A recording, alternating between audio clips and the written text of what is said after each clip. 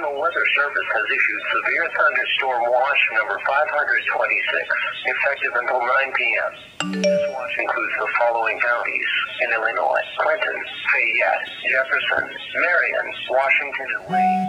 Remember, a severe thunderstorm watch means that conditions are favorable for the development of severe weather, including large hail and damaging winds, and close to the watch area. While severe weather may not be imminent, persons should remain alert for rapidly changing weather conditions and listen for later statements and possible warnings. Stay tuned to NOAA Weather Radio, commercial radio and television outlets, or internet sources for the latest severe weather information. Repeating, thunderstorm watch number 526 has been issued from 1:50 p.m. until 9 p.m. for the following counties in Illinois: Clinton, Fayette, Jefferson, Marion, Washington, and Wayne.